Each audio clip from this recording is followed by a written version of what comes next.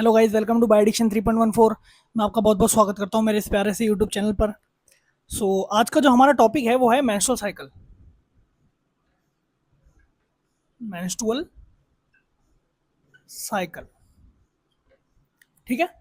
क्या होता है मेंस्ट्रुअल साइकिल, तो इसके बारे में हम देखते हैं। हमारी बुक इसको लिख के देती है the reproductive cycle of female primate. जो फीमेल प्राइमेट्स एनिमल्स होते हैं उनकी बॉडी में जो रिप्रोडक्टिव साइकिल चलती है उसको मेंस्ट्रुअल साइकिल बोलते हैं। इस मेंस्ट्रुअल साइकिल के दौरान एग ग्रो करता है और एग ग्रो करने के साथ साथ में इसमें कुछ फेज होता है जिसके अंदर ब्लीडिंग भी होती है। तो मेंस्ट्रुअल साइकिल वो फेज है इसके अंदर ब्लीडिंग होती है, ब्लीडिंग फेज आता है इसके अंदर, ठीक है। ऐसे ही कुछ एनिमल्स होते हैं जिनके अंदर मेंस्ट्रुअल साइकिल ना चलकर एस्ट्रस साइकिल चलती है, जैसे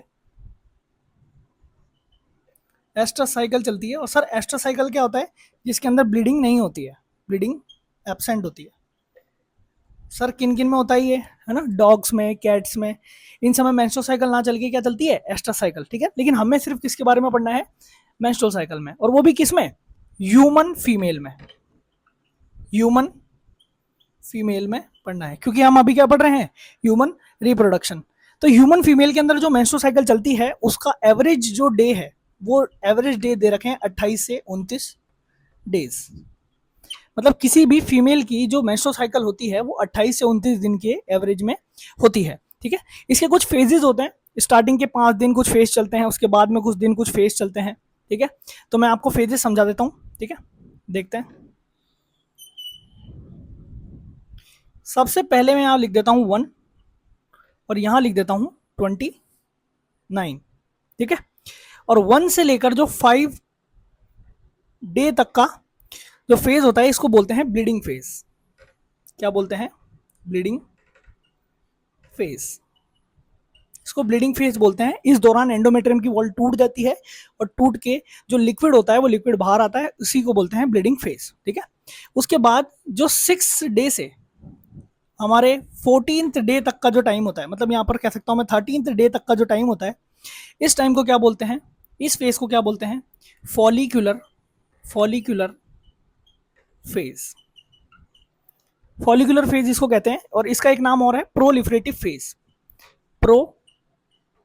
प्रोलिफरेटिव फेज भी इसको कहते हैं, ठीक है। फॉलिकुलर फेज या फिर प्रोलिफरेटिव फेज कहते हैं। फॉलिकुलर फेज क्यों कहते हैं सर? क्योंकि इस दौरान जो फॉलिकल होते हैं, ग्रोइंग फॉलिकल ओवरी के अंदर, वो डेवलप हो रहे होते हैं, जो धीरे धीरे करके मैच्योर हो रहे होते हैं। सर प्रोलिफरेटिव फेज क्यों कहते हैं? प्रोलिफरेशन का मतलब होता है बनना, रीजनरेशन। जो वॉल इस दौरान टूट गई है एंडोमेट्रियम की ब्लीडिंग फेज के दौरान, वो वापस से इन कुछ दिनों के अंदर 6 से लेकर 13 तारीख तक वापस से रीग्रो करेगी। That's why this phase is also called proliferative phase, क्योंकि प्रोलिफरेशन का मतलब होता है रीजनरेशन, रीग्रोथ, ठीक है। और जो 14th डे होता है उस 14th डे को कहते हैं ओवुलेशन। ओव्यूलेशन, है ना। मैं कह सकता हूं द रिलीज ऑफ ओवम या फिर release of secondary oocyte from the Graafian follicle to the ampulla, ठीक है। उसको क्या बोलते हैं? ओवुलेशन कहते हैं, ठीक है ना। कैच कौन करता है? फिम्बरे वगैरह सब भी पता चल जाएगा। ओवुलेशन को ओवुलेटरी फेज भी कहते हैं, ओवुलेटरी फेज, ओवुलेटरी फेज भी कहते हैं। जैसे 14th डे खत्म होता है, ओवुलेशन हो चुका होता है, उसके बाद के जो दिन होते हैं उनको बोलते हैं luteal phase. Luteal phase. Luteal phase क्यों बोलते हैं इसको? क्योंकि यहाँ पर कॉर्पस ल्यूटियम बन जाता है। कॉर्पस ल्यूटियम क्या है वो भी आपको आगे पता चल जाएगा। कॉर्पस ल्यूटियम भी कहते हैं और सीक्रेटरी फेज भी कहते हैं, सीक्रेटरी फेज भी कहते हैं, ठीक है। यहाँ पर सीक्रेटरी फेज इसको क्यों बोलते हैं? क्योंकि यहाँ पर हार्मोन्स का सीक्रेशन होता है, that's why it is also called secretory phase. और कॉर्पस ल्यूटियम की वजह से इसको बोलते हैं ल्यूटियल फेज। तो आइए देखते हैं, हम आगे बढ़ते हैं। मेंस्ट्रुअल साइकिल में आगे क्या क्या हमें देखना है, बहुत इंपॉर्टेंट है। और एनसीईआरटी में जो एक टिपिकल ग्राफ दे रखा है उसमें कुछ भी क्लियरली मेंशन नहीं है, उसकी वजह से स्टूडेंट्स को बहुत ज़्यादा दिक्कत आती है। पर अगर आप मेरा ये लेक्चर देख लेते हैं तो आपको graph end to end cover हो जाएगा, आपको हर एक चीज़ समझ में आने लग जाएगी, एकदम क्लियर हो जाएगा सब कुछ, ठीक है। तो उससे शुरू करने से पहले हम दो इन्फॉर्मेशन देख लेते हैं। एक है मिनार्क और एक है मीनोपोज। क्या होता है सर मिनार्क और मीनोपोज? मिनार्क वर्ड का मतलब है the starting of menstrual cycle. ये बिगिनिंग है जब कोई फीमेल, कोई बच्ची प्यूबर्टी में आती है, मतलब वो 12 से 13 साल की उम्र की हो जाती है। उस टाइम पे उसकी बॉडी में सबसे पहली बार जब मेंस्ट्रुअल साइकिल आती है, उसको क्या वर्ड दिया गया है? मेनार्क। क्या बोलते हैं उसको? मेनार्क। और मीनोपोज, इसमें देखो वर्ड में ही लिखा है पोज। पोज मतलब होता है रोकना। जब कोई फीमेल 50 से 55 ईयर की एज में आ जाती है तो उसकी बॉडी में क्या हो जाता है? कीजेस ऑफ मेंस्ट्रुअल साइकिल, या फिर मैं कह सकता हूं स्टॉपेज ऑफ मेंस्ट्रुअल साइकिल। उसकी बॉडी में मेंस्ट्रुअल साइकिल रुक जाती है। कहने का मतलब सीधा सा ये है कि कोई फीमेल अगर 50 से 55 की उम्र में आ गई है, उसके बाद में उसकी बॉडी के अंदर फॉलिकल्स बनना बंद हो जाएंगे और ना ही उसकी बॉडी में कोई पीरियड्स आएंगे। ठीक है। सो ये दो इन्फॉर्मेशन है, इसके बारे में देख लीजिए आप। सो आइए देखते हैं मेंस्ट्रुअल साइकिल को, जो हमें ग्राफ के फॉर्म में समझाई हुई है, उसको हम एकदम एंड टू एंड देख लेते हैं। तो देखो भाई, आपको मेंस्ट्रुअल साइकिल समझने के लिए आपको इसमें 4 तरीके ग्राफ दिए हुए हैं, उस ग्राफ को समझना पड़ेगा आपको। सबसे पहले जो इवेंट्स हैं वो ओवेरियन इवेंट्स एक हैं, वो समझने पड़ेंगे। और क्या है सर? ओवेरियन हॉर्मोन्स के ग्राफ हैं, हॉर्मोन्स के ग्राफ हैं 2, है ना, वो समझने पड़ेंगे। तीसरा क्या है सर? पिट्यूटरी ग्लैंड से जो हार्मोन निकलते हैं उनके ग्राफ्स हैं 2, वो समझना पड़ेगा आपको। और साथ ही आपके पास में एंडोमेट्रियम की जो लाइनिंग है उसकी ग्रोथ रीग्रोथ सब एक ग्राफ की फॉर्म में समझाई हुई है, उसको भी आपको समझना पड़ेगा। अगर ये चारों चीज़ें आप अच्छी तरीके से समझ जाते हो तो आप समझ जाना कि आपको मेंस्ट्रुअल साइकिल एकदम अच्छे से आ गया है। ठीक है। तो सबसे पहले हम चले जाते हैं डे 1 पे। किस पे? डे 1 पे। ठीक है। अब आप सबसे पहले जब डे 1 पे देखेंगे तो आपको सबसे पहले देखना क्या है? ओवेरियन इवेंट देखने हैं आपको। क्या देखने हैं? Ovarian event. डे 1 के ऊपर क्या होता है? एक हार्मोन होता है एफएसएच। क्या है sir FSH? Follicle stimulating hormone. ये फॉलिकल स्टिमुलेटिंग हार्मोन जो होता है, ये सर निकलता कहाँ से है? ये निकलता है एंटीरियर पिट्यूटरी से। भाई एंटीरियर पिट्यूटरी क्या है सर? पिट्यूटरी ग्लैंड 2 हिस्सों में बटी हुई है, एक होता है एंटीरियर पिट्यूटरी, एक होता है पोस्टीरियर पिट्यूटरी। एंटीरियर पिट्यूटरी को कहते हैं हम एडिनोहाइपोफाइसिस और पोस्टीरियर को कहते हैं न्यूरोहाइपोफाइसिस। ये 11th क्लास में आपकी इन्फॉर्मेशन दी हुई है, आप एक बार बुक खोलेंगे तो आपको दिख जाएगा। तो वहां से एक हार्मोन निकलता है एफएसएच, इसका नाम है फॉलिकल स्टिमुलेटिंग हार्मोन। सर ये करता क्या है? इसके नाम में ही देख लीजिए आप, फॉलिकल को स्टिमुलेट करता है ग्रो करने के लिए। ये बोलता है फॉलिकल को कि भैया आप ग्रो करो। ठीक है। तो ये फॉलिकल्स ग्रो करवाता है। ये एफएसएच सीधा कहाँ जाता है? ओवरी पे। कहाँ जाता है? ओवरी में।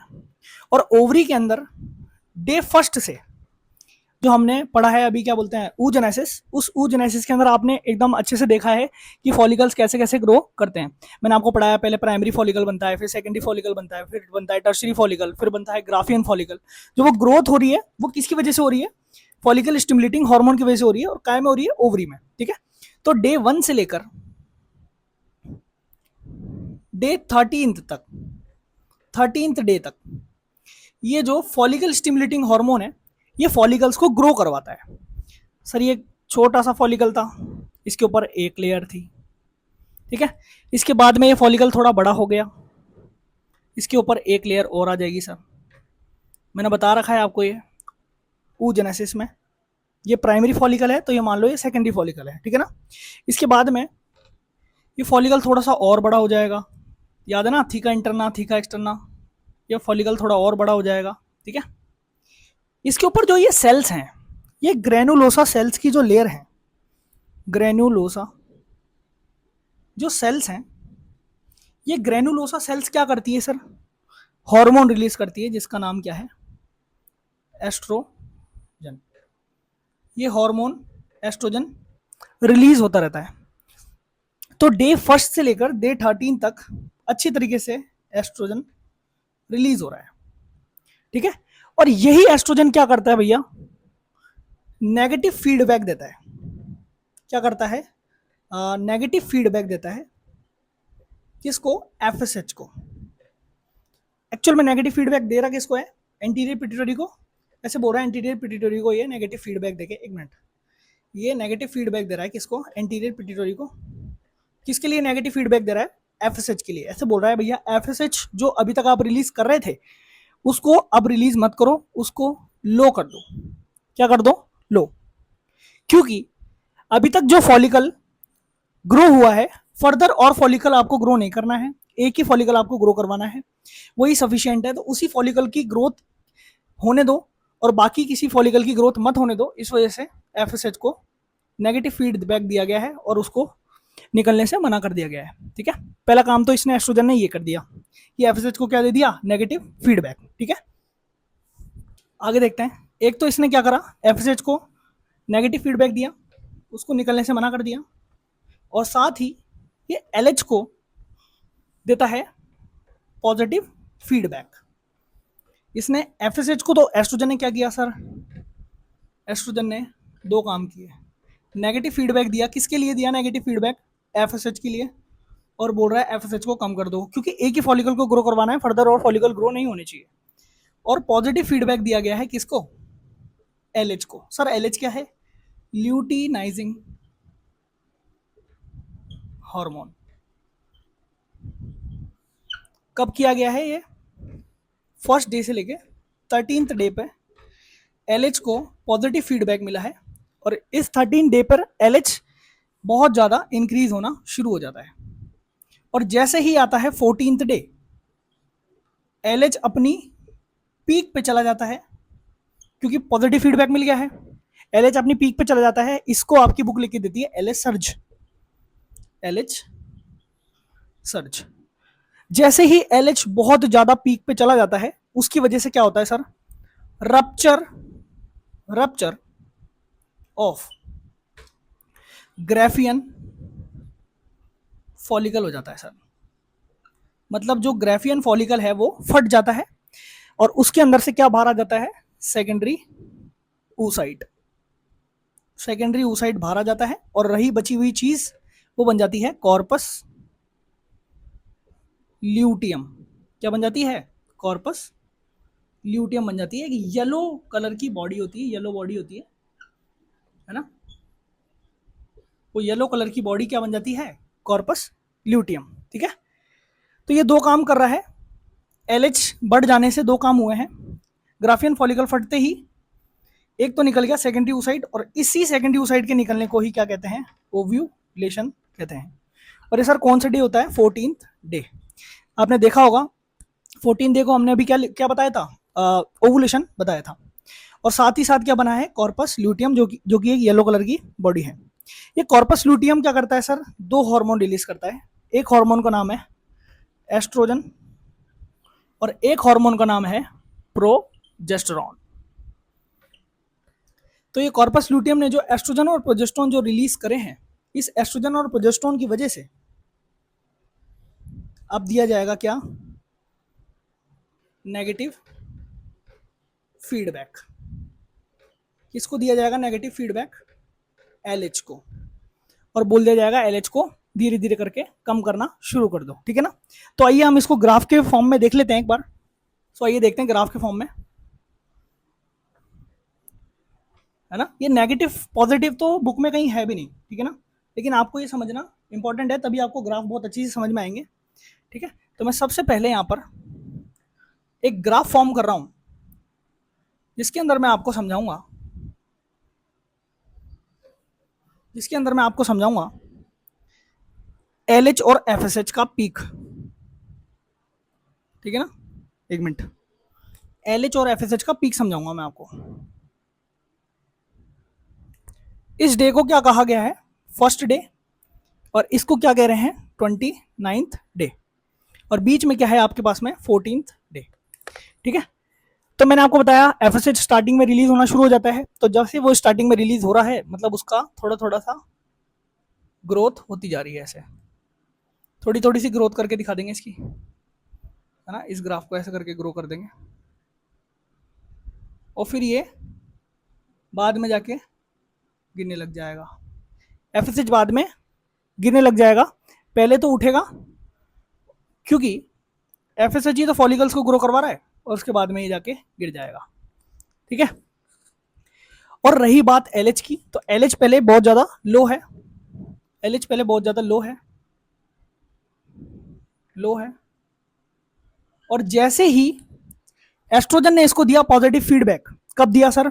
इसको दिया 13 से 14 डे के बीच में, वैसे ही LH सर जाया और ये 13 से 14 डे के बीच में अपने पीक पे चला गया, ये चला गया पीक पे। और पीक पे जाने के बाद में जैसे ही यहाँ पर कॉर्पस ल्यूटियम बन गया, मैंने बताया आपको कॉर्पस ल्यूटियम बन गया, और कॉर्पस ल्यूटियम ने क्या रिलीज करा सर? एस्ट्रोजन और प्रोजेस्टेरोन। इन दोनों हार्मोन्स ने मिलकर क्या दिया? नेगेटिव फीडबैक दिया। किसको दिया? इसी को, LH को। इस LH को नेगेटिव फीडबैक मिलने के बाद में ये नीचे चला जाएगा ऐसे, ठीक है ना। तो ये तो हो गया LH का ग्राफ, और ये हो गया FSH का ग्राफ, और ये दोनों ग्राफ आपको याद रखने हैं। आइए देख लेते हैं अब एस्ट्रोजन और प्रोजेस्टेरोन का ग्राफ, वो भी बहुत ज़्यादा इंपॉर्टेंट है, और उसमें आपको मैं एक बात भी बताऊंगा। यहाँ पर लिख दो फर्स्ट डे, यहाँ पर लिख दो 14th डे, और यहाँ पर लिख देंगे अपन 29 डे। तो क्या हो रहा है चेक करेंगे। एस्ट्रोजन पहले ग्रो कर रहा है, फिर थोड़ा सा लो हुआ है, फिर वापस से ग्रो कर रहा है। सर ये क्यों हो रहा है? क्योंकि भाई एस्ट्रोजन दो दो चीजें बना रही है। एस्ट्रोजन ग्रोइंग फॉलिकल्स भी एस्ट्रोजन बनाते हैं, और कॉर्पस ल्यूटियम भी एस्ट्रोजन बनाता है। सर यहाँ पर क्या हो रहा है? यहाँ पर जो फॉलिकल्स हैं वो ग्रो कर रहे हैं, फॉलिकल्स जो ग्रो कर रहे हैं वो भी क्या निकाल रहे हैं? एस्ट्रोजन। और जो यहाँ पर कॉर्पस ल्यूटियम है वो भी क्या निकाल रहा है? एस्ट्रोजन। तो भाई एस्ट्रोजन 2 बार पीक पे आया है। आप देख लेंगे आपकी बुक के अंदर एस्ट्रोजन का कितनी बार पीक दे रखे हैं? 2 बार, क्योंकि ग्रोइंग फॉलिकल भी क्या निकालता है? एस्ट्रोजन, और कॉर्पस ल्यूटियम भी क्या निकालता है? एस्ट्रोजन निकालता है। ठीक है, लेकिन अगर हम देखें प्रोजेस्टेरोन का पीक, तो प्रोजेस्टेरोन का पीक सिर्फ और सिर्फ एक बार ही आया है, और वो भी कब? मार्कर नहीं चल रहा है। एक बार ही आया है, और वो भी कब? 14th डे के बाद, ऐसे। तो ये प्रोजेस्टेरोन है, प्रोजेस्टेरोन है, ठीक है। और ये कौन है सर? एस्ट्रोजन है। तो प्रोजेस्टेरोन जब हाई हुआ है, वो क्या देखना है आपको कि 14th डे के बाद ही हाई हुआ है, क्योंकि कॉर्पस लूटियम बनता ही कब है? 14th डे के बाद, जब ओवुलेशन हो जाती है। ठीक है, तो ये जो ग्राफ है ये पिट्यूटरी ग्लैंड से निकलने वाले जो दो हार्मोन है, एक तो LH है और एक FSH है, उसके ग्राफ हैं जो आपको याद रखने हैं। और ये ओवेरियन हार्मोन है, ओवेरियन हार्मोन्स हैं। कौन कौन से हैं सर? एक तो अपना एस्ट्रोजन है, और एक है प्रोजेस्टेरोन। तो ये दोनों हार्मोन्स जो निकल रहे हैं उनके ग्राफ हैं। तो ये दोनों ग्राफ आपको याद रखने हैं। अब एस्ट्रोजन का एक काम आपको याद रखना है, प्रोजेस्टेरोन का एक काम आपको याद रखना है। सर क्या? एस्ट्रोजन का एक इंपॉर्टेंट काम क्या है? एस्ट्रोजन का एक इंपॉर्टेंट काम ये है कि वो एंडोमेट्रियम की वॉल को, एंडोमेट्रियम की वॉल को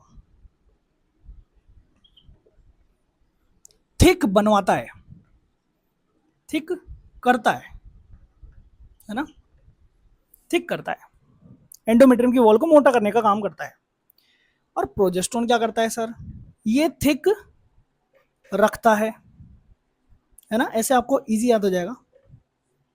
इट मेंटेन्स एंडोमेट्रियम वॉल, ये एंडोमेट्रियम की थिकनेस को मेंटेन रखता है। ये तो मोटा करता है और ये मोटा रखता है, और यही दोनों चीजें आपको याद रखनी है, तभी आपको एंडोमेट्रियम की लाइनिंग समझ में आएगी, नहीं तो नहीं आएगी। मतलब स्टार्टिंग के दिनों में एस्ट्रोजन जब निकल रहा है तो एंडोमेट्रियम की वॉल मोटी हो रही है, होती जा रही है, ठीक है। उसके बाद में जब प्रोजेस्टेरोन निकलने लग गया है तो वो मोटा रख भी रहा है उसको, ठीक है ना। जितना मोटा होना इंपॉर्टेंट है उतना ही मोटा रहना भी इंपॉर्टेंट है, बिकॉज अगर गलती से भी हो जाता है फर्टिलाइजेशन, तो फर्टिलाइजेशन के बाद में बेबी आएगा इम्प्लांटेशन के लिए, और इम्प्लांटेशन के लिए क्या चाहिए, वॉल मोटी होनी चाहिए, और अगर वॉल मोटी नहीं है तो मिस कैरेज होने के चांसेस बढ़ सकते हैं, ठीक है ना। तो ये 2 ग्राफ हैं, ये बहुत इंपॉर्टेंट है आपके लिए, देख लीजिए इसको, ठीक है ना। अब हम ग्रोइंग फॉलिकल, एक तो ग्रोइंग फॉलिकल्स देख लेते हैं, मैं कंक्लूड कर दूंगा पूरा एक बार, पूरा जब हो जाएगा हमारा उसके बाद में, ठीक है। ग्रोइंग फॉलिकल्स जो हैं ये 1 डे है, ये 29 डे है, ये 14th डे है। यहाँ से फॉलिकल ग्रो होना शुरू हुए, ठीक है। यहाँ पर थोड़ा बड़ा हो गया, उसके बाद में और बड़ा हो गया, उसके बाद में सबसे बड़ा हो गया। इसी ये क्या है, प्राइमरी फॉलिकल है, ये सेकेंडरी फॉलिकल है, ये टर्शियरी फॉलिकल है, और ये ग्राफियन फॉलिकल है। और आपको पता है ना 14th डे क्या होता है, फॉलिकल फट जाता है, ये फॉलिकल फट गया यहाँ पर, ठीक है। और यहाँ पर 14 डे के बाद में क्या बन गया सर, कॉर्पस ल्यूटियम नाम की एक येलो कलर की बॉडी बन गई। येलो कलर की जो बॉडी बनी है, yellow body, that is your corpus luteum, ठीक है। और साथ में ही क्या निकल गया यहाँ से, एक सेकेंडरी oocyte या ओवम आपकी बुक पहले लिख के देती थी, ठीक है ना, ओवम। और ये ओवम कहाँ से कैच हुआ है, जैसे ये मान लो ये यहाँ पर ओवरी है, इस ओवरी के इधर ये फिंगर लाइक प्रोजेक्शन है हमारे पास में, ये फिंगर लाइक प्रोजेक्शन है, इस ओवरी से निकला यहाँ पर सेकेंडरी oocyte, और इसको कैच किसने कर लिया, फिम्ब्रे ने। फिम्ब्रे से कहाँ गया ये, इनफंडिबुलम में, इनफंडिबुलम से जाके एम्फुला में जाके रुक गया यहाँ पर, और वेट करेगा यहाँ पर स्पर्म का, ठीक है ना। तो ये बात तो आपको पता ही है पहले से ही।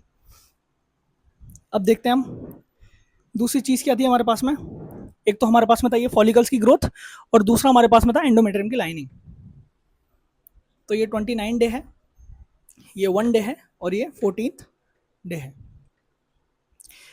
तो स्टार्टिंग के 5 दिन मैंने आपको बताया ब्लीडिंग फेज होता है। तो इस दौरान जो ये वॉल मोटी थी, ये वॉल मोटी टूटने लग जाएगी, ये वॉल टूट रही है, देखो, है ना। स्टार्टिंग के 5 दिनों में ये वॉल टूट रही है, मतलब ब्लीडिंग हो रही है, ये वॉल पतली हो रही है वापस से। सर क्यों हो रही है वो भी आपको भी पता चलेगा वापस। और फिर उसके बाद से ये ग्रो होना शुरू हो रही है, ये देखो ग्रो हो रही है, ये देखो ग्रो हो रही है, होते ही जा रही है, होती ही रहेगी। कब तक होती रहेगी, 29 डे तक। थोड़ी थोड़ी देखो, यहाँ तक तो बहुत तेजी से ग्रो करेगी, और इसके बाद में नॉर्मल तरीके से ग्रो करेगी, लेकिन मोटी बनी भी रहेगी। क्यों सर, बताना। आपने जो ग्राफ देखा, एस्ट्रोजन पहले निकल रहा है क्या, स्टार्टिंग के 14th डे जो ग्रोइंग फॉलिकल्स की जो सेल्स होती है वो क्या निकालती है सर, एस्ट्रोजन। तो एस्ट्रोजन की वजह से क्या होता है सर, वॉल मोटी होती है, तो मोटी हो रही है, ठीक है ना। सर ये कॉर्पस ल्यूटियम है, ये भी तो निकालता है एस्ट्रोजन, हाँ निकालता है, तो बोलो अभी भी तो मोटी हो रही है, ठीक है। और ये कॉर्पस ल्यूटियम खाली एस्ट्रोजन ही नहीं निकालता है, ये प्रोजेस्टेरोन भी निकालता है, ये प्रोजेस्टेरोन भी निकालता है। तो मोटी रह भी तो रही है, चेक करिए, मोटी रह रही है ना। यहाँ पे ऐसे करके इसके अंदर ब्लड वेसल्स होती हैं, तो ये मोटी रह भी तो रही है, 29 डे तक मोटी रह रही है सर। सर 29 डे के बाद क्या होगा सर, देखो ये क्या है सर, ब्लीडिंग फेस है, ठीक है। इसके बाद ये क्या है, ये प्रोलिफरेटिव फेस है। क्यों है सर प्रोलिफरेटिव फेस, क्योंकि देखो यहाँ पर ग्रोथ हो रही है कि नहीं हो रही है एंडोमेट्रियम की वॉल की, और इसी फेस को फॉलिकुलर फेस भी कहते हैं, क्योंकि यहाँ पर फॉलिकल्स भी तो ग्रो कर रहे हैं। आ रही बात समझ में। इसके बाद में 14 डे क्या हुआ सर, ओवुलेशन हुआ, और क्या बन गया, कॉर्पस ल्यूटियम। और कॉर्पस ल्यूटियम क्या कर रहा है, एस्ट्रोजन और प्रोजेस्टेरोन रिलीज कर रहा है। एस्ट्रोजन वॉल को मोटा कर रहा है, प्रोजेस्टेरोन वॉल को मोटा रख रहा है, और 29 डे तक मोटा रखेगा। जैसे ही 29 डे खत्म हो जाएगा, फर्स्ट डे शुरू हो जाएगा नेक्स्ट साइकिल का। अब फर्स्ट डे नेक्स्ट साइकिल का होगा, तो आपको पता है फर्स्ट डे क्या शुरू हो जाती है, ब्लीडिंग, क्योंकि फर्स्ट से 5th तक तो क्या होता है, ब्लीडिंग फेस। तो मतलब ब्लीडिंग होनी चाहिए, और ब्लीडिंग होने के लिए क्या होना चाहिए, जो प्रोजेस्टेरोन है उसका लेवल गिर जाना चाहिए। क्यों सर, प्रोजेस्टेरोन ही क्या करता है, वॉल को मोटा रखता है। अब प्रोजेस्टेरोन का लेवल जैसे ही गिर जाएगा, वॉल टूटना शुरू हो जाएगी। अब प्रोजेस्टेरोन का लेवल गिरेगा कब, जब ये येलो कलर की बॉडी खत्म हो जाएगी। ये कॉर्पस ल्यूटियम जैसे ही होगा डिजनरेट, वैसे ही प्रोजेस्टेरोन का लेवल भी गिरेगा और एस्ट्रोजन का लेवल भी गिर जाएगा। जैसे प्रोजेस्टेरोन और एस्ट्रोजन का लेवल गिरेगा, ये वॉल वापस से टूटना शुरू हो जाएगी, और नेक्स्ट साइकिल शुरू हो जाएगी। ये पहले 5 दिन, इन नेक्स्ट साइकिल के पहले 5 दिन है, ठीक है ना। और इसको ल्यूटियल फेज भी कहते हैं, इसको ल्यूटियल फेज भी कहते हैं। क्यों, क्योंकि इसमें कॉर्पस ल्यूटियम होता है, और इस वाले फेज को बोलते हैं ओवुलेशन, ओव्यूलेशन, ठीक है ना। तो ये आपकी पूरी की पूरी मेंस्ट्रुअल साइकिल थी। मैं आपको एक बार कंक्लूड कर देता हूं पूरा, देखिए। सबसे पहले फर्स्ट डे से लेकर स्टार्टिंग के 13 डे तक क्या होता है, फॉलिकल्स ग्रो करते हैं। जैसे ही फॉलिकल्स ग्रो करते हैं, तो उसकी जो सेल्स होती है उसमें से एस्ट्रोजन निकलता है। एस्ट्रोजन हार्मोन है, ठीक है। कहां पर होता है ये हार्मोन, ओवरी में। ये हार्मोन ओवरी में रिलीज होता है, उसकी वजह से क्या होता है, ये वॉल मोटी होना शुरू होती है। अच्छा सर, एस्ट्रोजन निकल क्यों रहा है, फॉलिकल्स ग्रो क्यों कर रहे हैं? क्योंकि फर्स्ट डे से लेकर 13th डे तक एफएसएच का लेवल बहुत हाई होता है। पिट्यूटरी ग्लैंड से निकलने वाला एफएसएच जो हाई है, उस एफएसएच की वजह से जो फॉलिकल्स ग्रो कर रहे हैं, ये फॉलिकल्स ग्रो कर रहे हैं तो एस्ट्रोजन बना रहे हैं, एस्ट्रोजन बना रहे हैं तो ये वॉल मोटी होती जा रही है। समझ में आगे नहीं आगे बात?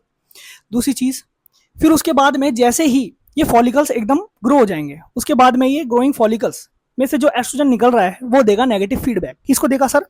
एफएसएच को, ताकि फर्दर और फॉलिकल्स ग्रो ना करें। एक ही फॉलिकल की जरूरत है तो एक ही फॉलिकल ग्रो करेगा, ठीक है।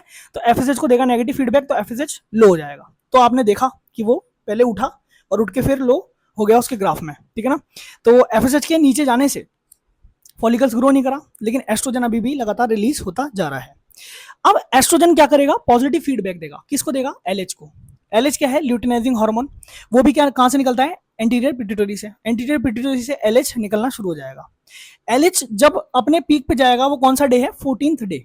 उसी को बोलते हैं एलएच सर्ग। जैसे ही एलएच सर्ग होगा तो एलएच पीक पे जाएगा, और पीक पे जाने की वजह से ये जो फॉलिकल है, ये फॉलिकल रप्चर हो जाएगा, फट जाएगा। और इसके रप्चर होने से क्या हो जाएगा? ये सेकेंडरी ओसाइट बाहर निकल जाएगा, और जो रहा बचा जो भी सामान है वो क्या बन जाएगा? Corpus luteum. क्या बन जाएगा? Corpus luteum. एक येलो कलर की बॉडी होती है, ये अभी भी ओवरी में रिटेन है, वहीं पर ही पड़ी हुई है। और ये क्या रिलीज करती है? एस्ट्रोजन और प्रोजेस्टेरोन रिलीज करती है। तो एस्ट्रोजन क्या करता है सर? वॉल को मोटा करता है, तो मोटा हो रहा है। प्रोजेस्टेरोन क्या करता है सर? वॉल को मोटा रखता है, तो मोटी है, ठीक है। जैसे ही 29 डे खत्म होगा, वैसे ही क्या होगा सर? ये कॉर्पस ल्यूटियम डीजनरेट हो जाएगी।